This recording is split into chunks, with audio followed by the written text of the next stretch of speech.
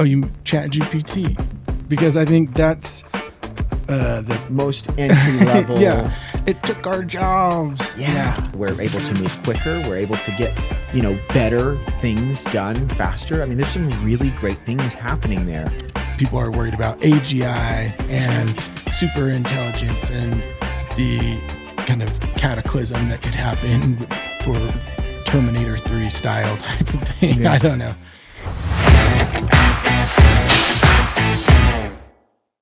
What's up, everybody? Welcome to Run Radio with your hosts, Quinn and Brian. And you guys, we want to talk a bit today about AI. So everybody knows AI is a hot topic. I think there are just varying levels of awareness, understanding, adoption of AI. You might talk to somebody on the streets and be like, hey, do you like AI? And generally people have an opinion. They have an idea. Yeah. And you could almost just say it's like, you chat GPT, because I think that's the most entry level. Yeah. That's what people that are not kind of really getting in too deep with AI, they know chat GPT, because chat GPT has gone all the way wide. I would say people know Copilot probably as well. Especially old people, I think they know Copilot. And I would say those databases are at the foundation of a lot of other AI, right? ChatGPT is an engine for many other integrated AI. Yeah, things. And I think, as far as LLMs go, I think there's a lot that are absolutely using ChatGPT as their kind of cornerstone to accomplish other things and build new tools. Absolutely. But there's definitely a lot of competition in this space at this point. I know a couple weeks ago, everybody got up in arms about DeepSeek and saying, oh, China is now winning. They've got a higher number of parameters with a lower power consumption. They're winning now. And then end up being a bunch of security issues. At least from what I've seen, and I don't even know where I'm trying to go with this, but yes, ChatGPT is kind of like the cornerstone, but I think more and more people... It's getting more abundant out there. Yes, and people are coming up but running into AI agents in their daily lives now, whether that's on the phone or on a web chat, or, they're using AI voice assistant.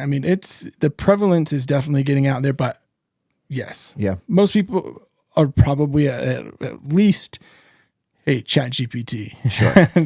And I would say, so our involvement with AI, our at Run, or just you and me personally, has been, I would say we were early adopters. We got introduced to AI pretty early, and we played with it really quickly. We started integrating little components here and there into our business.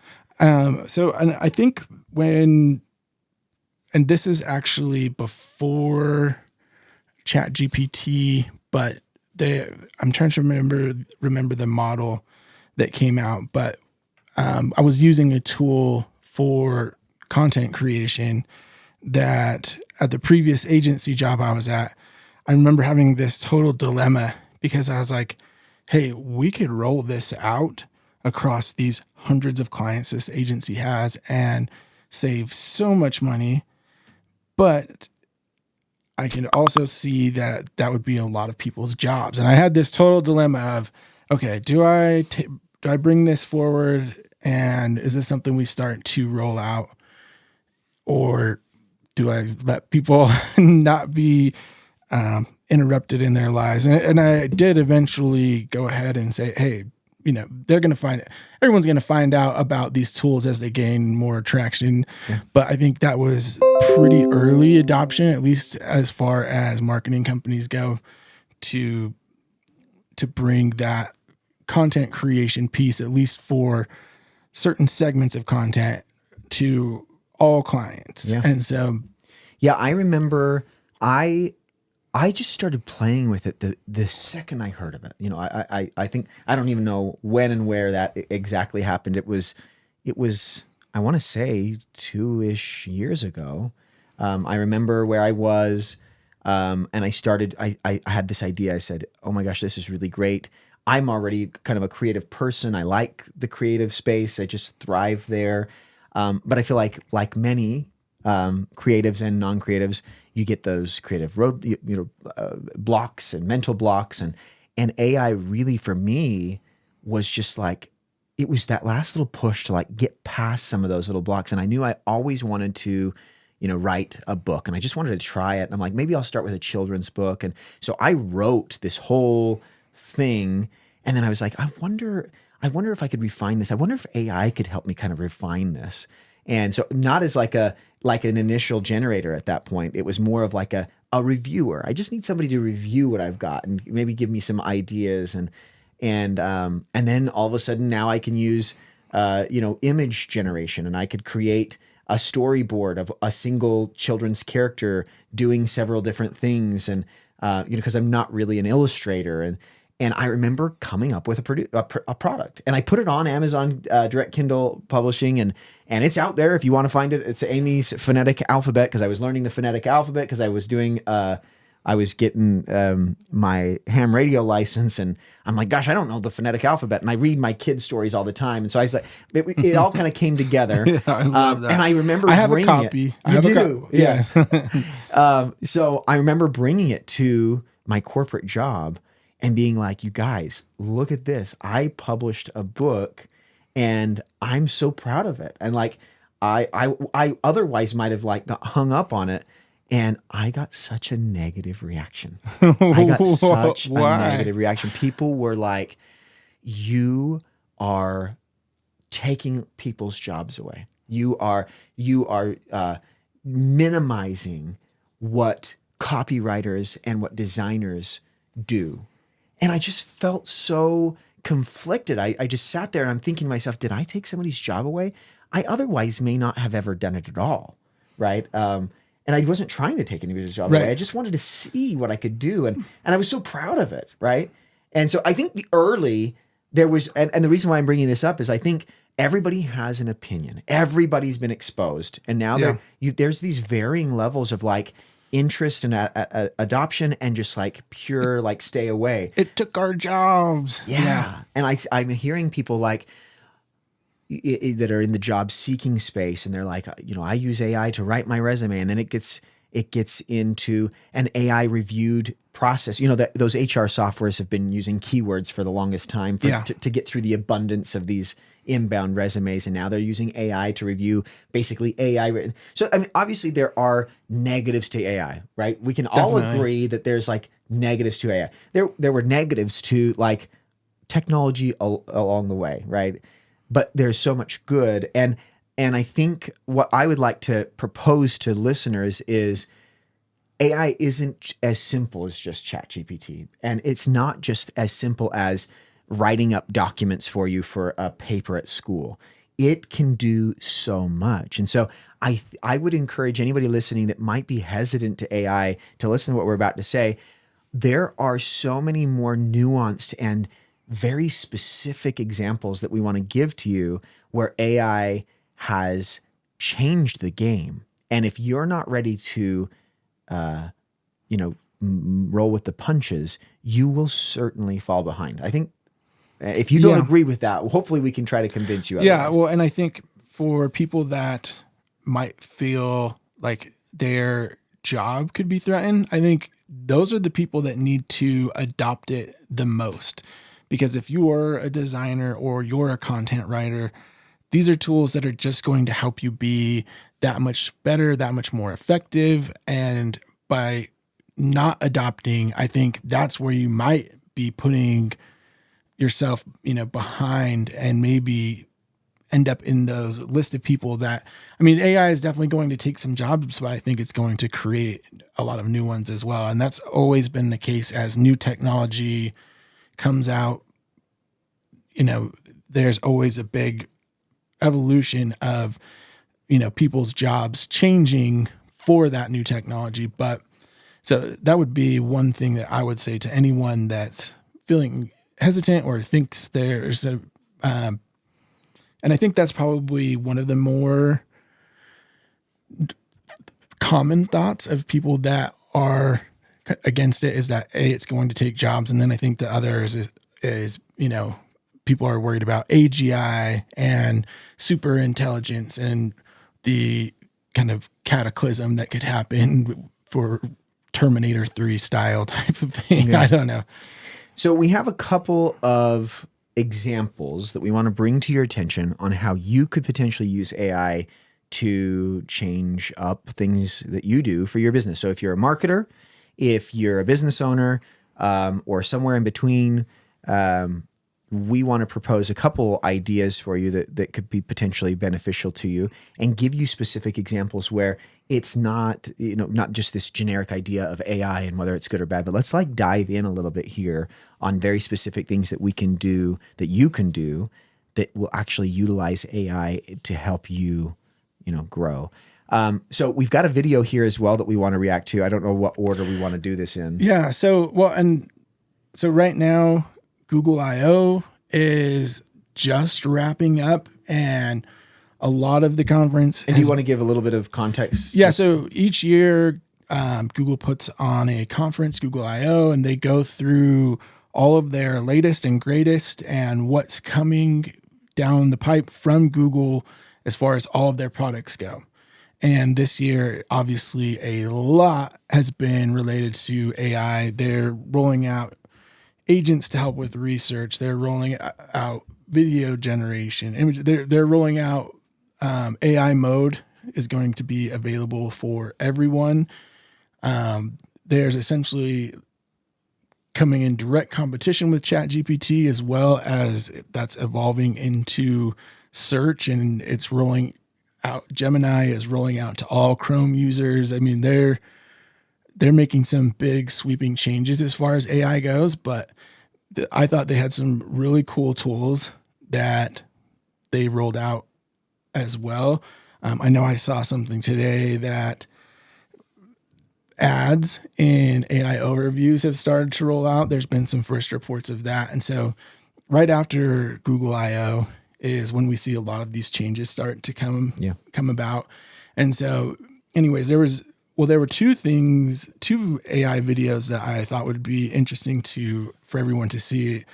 One is obviously this new video generation tool from Google. I thought the example that I saw was very entertaining, but it was kind of mind blowing at the output, like the actual video that was coming out from it. And then the other is something related to the dangers of AI and how that can reverberate out into the world and the impact that can have. So, I don't know. Let's check out the one from Google I/O, either one is fine actually. And do you want to give us some context here of what we're seeing? Let me just switch this over here. Okay, so this is actually the video that is for summer reading list ran in something. One of the dangers of AI, and I think it's something that everyone worries about with AI, and that is, especially like ChatGPT or some of these models that are not online. It doesn't have an agent that goes and browses the web. The information can not be accurate. Everything requires editing still. It requires human oversight at this point. And so, I thought this was very interesting as it relates to AI. So let's make sure I've got some sound here and you guys check this out with us. An incredibly weird is going on here, and you need to know about it even if the subject matter of this article doesn't mean anything to you.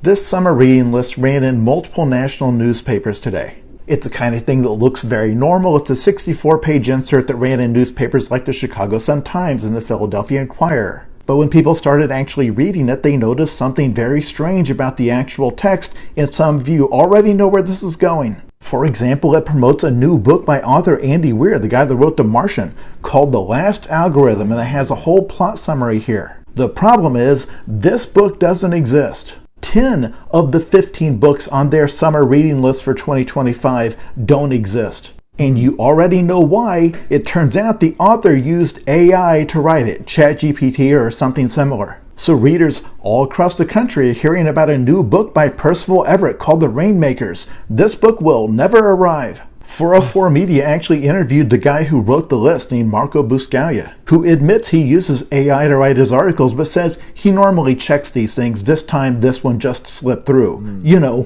the entire article. Those of us who complain about AI outside of the issues of it being a plagiarism machine, this is the kind of thing we're worried about. There are uses for programs like ChatGPT, but it's only useful if you understand its limitations, and it seems like 99% of the people who use it don't. ChatGPT. So, I mean, a lot to react here. And Yeah. I would say this is probably what a good majority of people say when they have the argument against AI. Yeah. And rightfully so. Yeah, absolutely. I know when Google rolled out AI overviews, it was doing incorrect math. It was doing really bad things as it relates to health topics. So I believe I saw something like, no, smoking's not bad for you. Like it was saying crazy things. And there are so many scenarios that are unforeseen for being able to test and have things learned that harmful or untrue information can be propagated. And I think this is a really good example of that, where this goes out to newspapers in print nationwide, reading lists of books that don't exist. It's easy to see how that could happen. I think it happens a lot around statistics. It happens a lot where ChatGPT is just taking liberties because, as the guy in the video said, that's the limitations of, unless you're using one of the models that has an agent that can get out there and verify and check real information, it's... So let's look at a couple of things, right? Because obviously, if you're mass producing content with ChatGPT as a marketer, as a business owner, or otherwise, poor. I think we can all agree that's poor, right? Every tool can be used for good and bad. I mean, Yeah. My grandpa, an engineer, refused to use a calculator because he would, he'd forget it, or the calculator could be wrong. There's no trust there, right? It's no different than the same could be said. We could get a little bit more granular here. Like when you learn languages like Bootstrap, imagine, Bootstrap coming into play as, initial coders, and they're like, this is cheating. And it doesn't feel like I'm being as valuable of a coder anymore. Or right. I didn't recreate the wheel every time. Right. Yeah. And think about even like SQL or BigQuery, or just like Google Sheets querying. It's like, oh, if I just query it, then I don't have to know nested functions. Everybody has always said, like, this feels like I shouldn't be doing it. But ultimately, then the people that thrive are the people that say, I'm going to do it right. I'm going to figure out how to use this to propel me further than I otherwise would have been able to. AI assisted content, human edited topics, still curated by the author, but helps you get over some of those creative humps. I think, as you mentioned,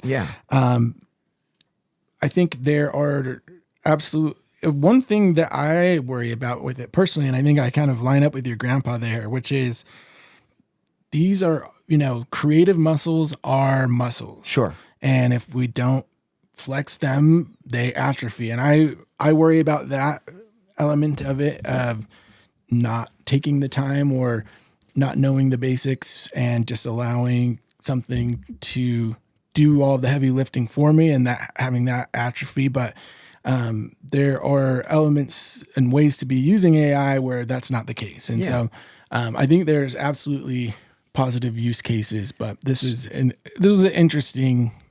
Yeah, no doubt. And certainly that's why we brought it up, is because we want to acknowledge the negative. We're not coming in here and being like, hey, everything AI is great. Hey, I made this website that's making $10,000 a month using all AI. Let me show you the blueprint of how you can make a money machine with it. Yeah. Right.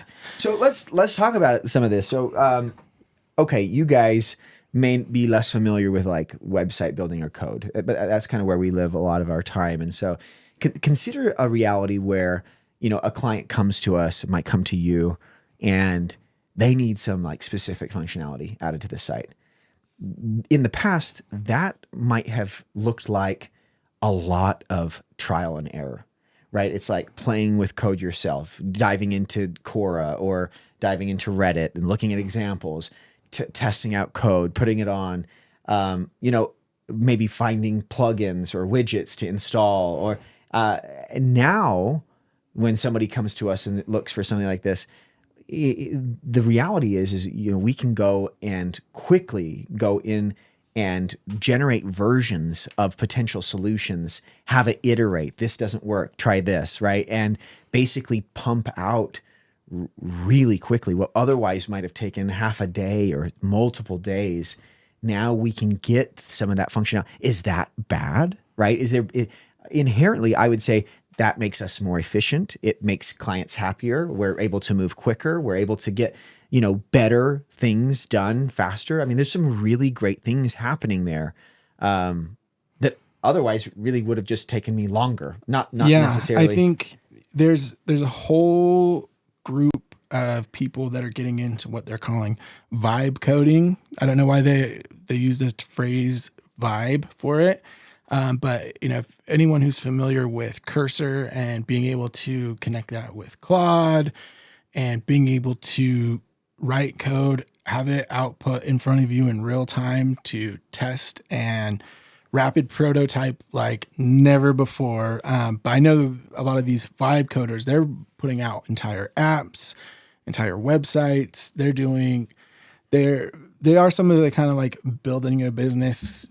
A lot of the vibe coders get into that sphere of, hey, I made this and now it's a business in 6 hours type of thing. But I think that has been excellent to be able to rapid prototype and move fast and create maybe even better, definitely in the amount of time, much better than we would be able to produce in that same amount of time without it. And I think what happens is there's this tide rises for all effect, right? Now we start to see software that existed out there, right? Software that we use, like maybe Go High Level or other functional based software. They learn and they're debugging faster and they're getting new features faster, basically helping everybody with the thing that they bought the thing for, right? Yep. So I just start to see that this tide rises for all kind of happening faster and better, which is a really exciting, as long as you're moving your feet, right? I think anybody who's moving their feet right now, making efforts, trying things, they're probably finding that AI is helping them in that endeavor. Yeah, absolutely. I think you said a tool can be used for good or bad. And I think it's just how everyone wields it. But I think there's a lot of people wielding it positively, and we're seeing some really cool things. So the next video we want to talk about, and we're going to kind of do a little bit of a pivot here on this podcast. You guys, here's the reality. We're marketers. What do we have? We've got maybe a couple hundred subscribers to this podcast. We get a handful of interactions with our social media. Why do we even keep doing it? One, we know that marketing takes time. Organic marketing, good marketing, right? It's going to take us time. But also we know that we want to organically have people connect with us, right? Well, otherwise we wouldn't be on here, right? We want people to see that we're real and that we're really doing this stuff and we're having real results. I think it's a content muscle that is really great to be working out. And the same goes for getting in front of the camera. Both of those things are not something that you can just easily step into. Whether that comes from production quality or even just feeling comfortable. I could think back to some of the very first videos that we did and I was like, cringy. Yeah. And something that we've always lived by is, if you look back in time and you cringe, that means you grew, right? If you're not cringing at the past, it's likely you didn't do a lot of growth. I mean, maybe there's some give and take in there, but yeah, for the most part, if you're looking back in the past and you've got a little bit of cringe going on, it's a good indicator that you're growing and that you're progressing. But I would say We know we have strengths. We know we have weaknesses. We are really good at websites. We're really good at SEO. We're trying our hand at production quality, production stuff, videography and photography. We know that that's not our bread and butter. We know that social, especially organic social, really isn't our bread and butter. We can do them. So why do I bring that up? We're good at some things. We're less good at some things. That's the nature of everybody's life and everybody's profession. So why don't we go out to the world and be like, hey, you guys, listen up. We had huge successes with shipping container companies, or we have huge successes with plumbers, right? And because of that, because we're so good at that, we actually decided to go and now be coaches for plumbing marketers, because we know how to solve that problem. We rather than now sell our services to plumbers, we're going to go teach other plumbing marketers how to be good plumbers. Yeah, it was actually really easy. You just didn't know this one thing. Right. This one little thing that we can sell you this answer to all your problems. So I think we often will, we'll get conversations that come up and it's like, hey, you guys are marketers. If you're so good at marketing, why isn't your YouTube channel at like 50,000 subscribers and, hundreds of thousands of views? One, there is certainly a group out there that are going after the clicks. They're going after the engagement. Mm-hmm. And there's a reason for that, because we've been we've been corralled by all these algorithms to do certain things to work. Absolutely. And the engagement farming is real. And I think there's people making money doing that engagement farming. On various levels out there. Right. Even just like clip channels, right? You see clip channels get taken of other people's content that gets people huge followings and tons of engagement. They're getting big checks from their X profile for reposting other people's stuff. I mean, there's it going after, what causes people to react or what causes people to watch. I think there is a market for that, but I don't see the originality or creative lens through that. And I don't think that's often where people are learning from, or it's just it's a different avenue for sure. I mean, consider it's a popular thing right now. If you've got Hulu, The Secret Lives of Mormon Wives. It's we live in Utah. I'm a member of the LDS Church. It's very prevalent in our community right now, but huge amounts of just massive migrations of people watching content that is, and if you watch the show at all, they've even outed themselves. It's basically they're trying to get that engagement, and they'll tell straight up lies to get engagement. Right. And it's so crazy. So I guess we're getting somewhere here, and that is, we could throw up a click. And we're going to, we're trying to put something out there that's relevant to this podcast, so you know what you're going to watch for. But we could throw something up like, if we mention, I don't know, clickbait title, yeah, some crazy title, and we don't want to grow ourselves that way. But anyway, the reason why we're bringing this up is there is a video that we've stumbled across, and it is one of so many of its kind, and businesses of its kind. And so let's watch it and let's get into it. Is that all right? Let's do that. So I'm going to jump over here. We've already got it over to about halfway through. You can check it out. These guys do a lot of good things. We're not just calling them. I think this is bad marketing. So I think this here is a guest on bad marketing. Let's listen to what he has to say real quick here. I have this other passion, so I got all that scrutiny. But once I started to make it, what happened? I had a group of other people like, dude, teach me how to do that too. Raise me up to where you're at, right? So it's because of scrutiny expectations is the reason why I got into coaching. So you know as well as I know that there's a lot of freaking gurus that get a 900 square foot condo in Miami, and they're like, hey, I'm in the penthouse, right? And there's these people that are like faking it till they make it. It's like, no, and saying like, hey, I have this skill set that can change your life. Dude, I was minding my own business. Okay, so let's talk about that for a second. He's trying to differentiate himself from what we're talking about. Yes. And we're saying you might be more like them than you think. But yeah, there are people that are basically not done anything that are like, hey, everybody, I call it the mattress effect. I might have mentioned this on a previous podcast, but if you've ever driven around and on a corner of some intersection, you'll see, want to make 10K or 20K a month, call this number. And sometimes you'll see, so it's this idea. Basically they use mattresses as a facade, but you're never ever selling mattresses. Basically what you're doing is you're making money by having people buy into learning how to sell mattresses, by teaching other people how to go find people to tell them how to sell mattresses. Nobody's ever selling mattresses. They're just going out, putting signs out about selling mattresses and making 10K a month. And how can you do it too? Yeah, I know there's a similar thing for real estate investors. Make 10K a month in real estate investing, but we just bought this like 50-cent sign. Right.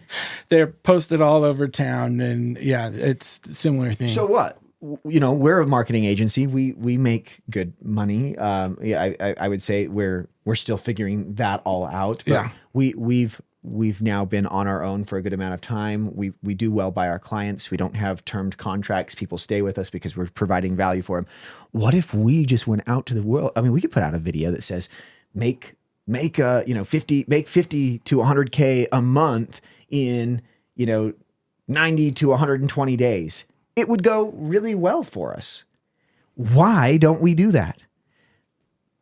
I mean, I want to hear your thoughts here too. Honestly, I guess and you've mentioned this kind of analogy or metaphor for it, which is, for all the fishermen out here now, instead of, now let's sell the fishing poles. So, or teaching them how to fish. I'm a really good fisher. Trust me, I'm really good at fishing. And this is my secret, is actually this pole. And you need it because you want to be a good fisherman. Yeah. It's an interesting, I mean, I guess to me, it feels a little bit scammy. And the reason I say that is because, to make and do well at marketing, it's not just this one easy trick that takes 60 seconds and you just didn't know it. Or, you see that in all avenues of life now we've got this figured out, this really hard thing.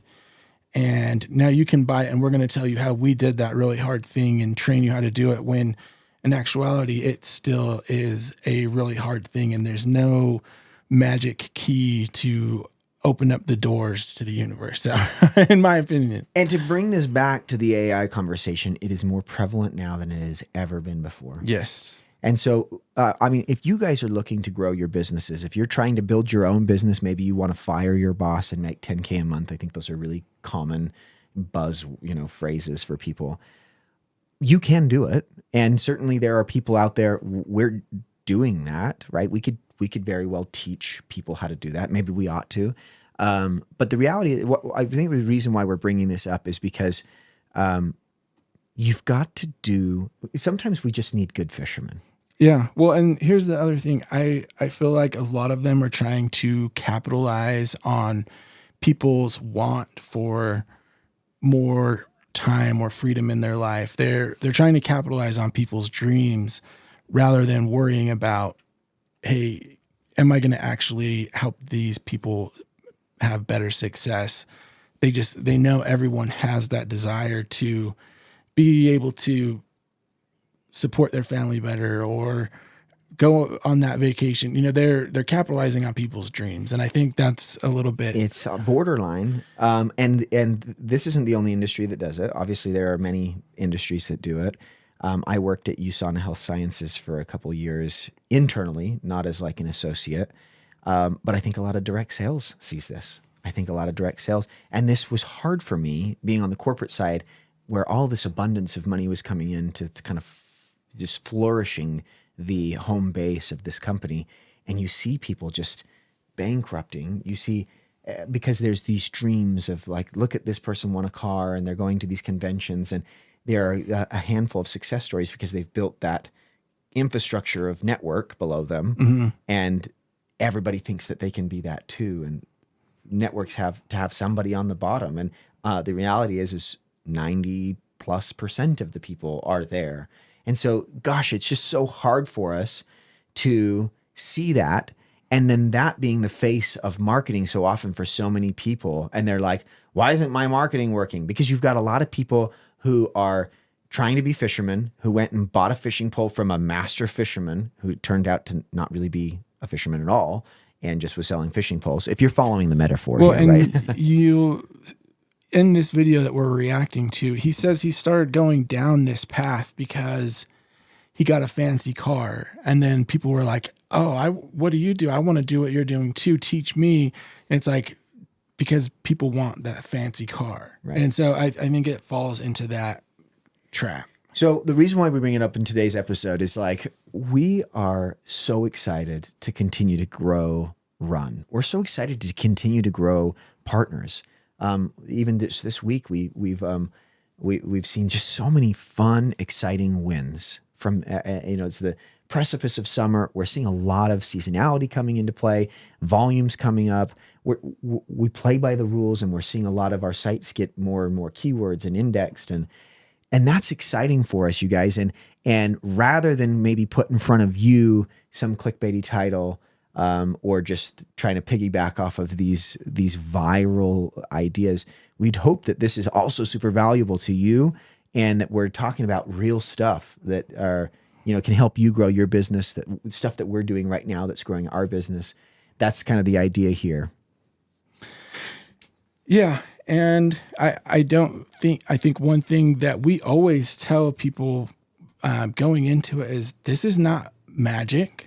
This is not a set it and forget it service. Actually, you're going to have a ton of homework, and we need a lot out of you as well. And we need your time, and you need to be involved. And so I think we've set that expectation that we're not just going to take a few grand from you and then everything's going to be okay and you're magically winning. This is real work, takes real time. It's an investment into an asset, and we're going to help you make that thrive. But we're not trying to capitalize on people's dreams. And I think that's something that really turns me off about the fishing pole salesman. Yeah. Well, you guys, so maybe a final comment here is, we started a Discord channel. We're willing to do like a Facebook group as well, but we'd love to have a community of people that maybe not ready for a marketing service, but are interested in growing a business for themselves. Maybe you are trying to fire your boss and you'd like some of that, and you don't want to pay somebody, a fishing pole salesman, on how to do that. Maybe there are people out there that would like to just jump in that community with us and start asking us questions. How did you do it? How did you go out on your own? What are some top things that you guys would recommend? We're happy to give that knowledge, and I think we would more than happy give that knowledge for free in a community like that. We'd love to post updates and algorithms and things that we're seeing from Google I/O and otherwise. Take questions. Would you be interested in that? So we've got a Discord ready to go. We can share a link. We would love to hear from you guys if that would be valuable to you. We want to just know that there are people out there that would be interested. Whether it's the Discord, which we've got, or a Facebook group, let us know in the comments of this video, or any of the videos that go out from this. But any other comments you wanted to make? No, that's it. Awesome, you guys. Well, this is Run Radio, where we talk about all things growing your business, marketing updates, and where we are just passionate about all these fun things that are happening. It is a good time to be alive. It's a good time to be a marketer. It's a good time to be a business owner, and it's a good time to be trying stuff. And so if that's stuff that you're interested in, you guys, go ahead and hit that subscribe button. Leave us a comment, drop a like. reach out to us. We'd love to, if you'd like to be on the podcast, we'd love to have you. We've had several in the past. And with that, this is Run Radio with your hosts, Quinn And Brian, Grow Fast. scale smart. Thanks, you guys. Hey, you guys, thanks for watching this video. Of course, we hope that you liked it, and we hope that you want to share it with your friends. Maybe even press that like button for us. Maybe even subscribe. You could toggle the notification bell so that you get notified when we put out our new videos. If you found this content helpful, you guys, go ahead and visit rundigital.com, and you can sign up for our newsletter there, where you will receive then all the latest and greatest from Run Radio news and updates, of course, in marketing and in business growth. You can find the sign up on the homepage of the site. Of course, if you're looking for help in your business or your agency, you can reach out directly to us from the website, or you can even check out our completely transparent pricing on rundigital.com/pricing. You guys, we do white label our services to other agencies who may not feel like they have the capabilities to fulfill on some of the things that their clients need. So you can hit us up about that. If nothing else, you can certainly find us on all the socials where we have short form videos on quick tips and tricks that you can do to fix your marketing mistakes right now, or to just get more out of your digital footprint for your business. Anyway, as always, we'll see you in the next video. This is Quinn with Run, Grow Fast, Scale Smart.